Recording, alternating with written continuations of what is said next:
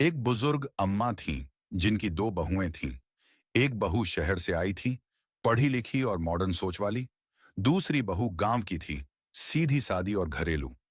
कुछ ही महीनों में दोनों बहुएं गर्भवती हो गईं। अम्मा ने ठान लिया कि वह दोनों की खुद देखभाल करेंगी। एक दिन अम्मा ने गांव वाली बहू से कहा, बेटा, मैं तुम्हारे लिए एक दाई माँ रख देती हूँ, जो तुम्हारी मदद करेगी। बहू ने सहमति में सिर हिला दिया। फिर अम्मा मॉडर्न बहू के पास गई और वही बात दोहराई। लेकिन शहर वाली बहू बोली, माँ जी, मुझे इसकी जरूरत नहीं है। मैं डॉक्टर की सलाह ले रही हूँ और विटामिन की गोलियां खा रही हूँ। सब ठीक है। अम्मा ने कुछ नहीं कहा, लेकिन अगली शाम दोनों बहुओं से बोली, शाम को थोड़ी सैर कर लिया करो और हल्का फुल्का घर का काम भी किया करो। इससे बच्चा तंदुरुस्त रहता है। गांव वाली बहू ने चुपचाप बात मान ली, लेकिन मॉडर्न बहू ने कहा, माँ जी, मैं योगा क्लास जा रही हूँ। मुझे और कुछ नहीं करना। कुछ दिनों बाद अम्मा ने अपने हाथों से गोंद के लड्डू बनाए और दोनों को दिए।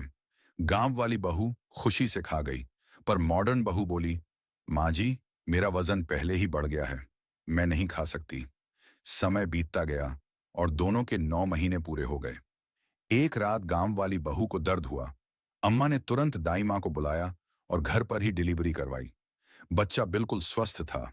कुछ दिन बाद शहर वाली बहू को भी दर्द हुआ। उसे अस्पताल ले जाया गया, जहां उसकी ऑपरेशन से डिलीवरी हुई। निष्कर्ष, नया जमाना जरूरी है, लेकिन अनुभव की बातें और बुजुर्गों की सलाह को नजरअंदाज करना कभी-कभी नुकसानदायक हो सकता है।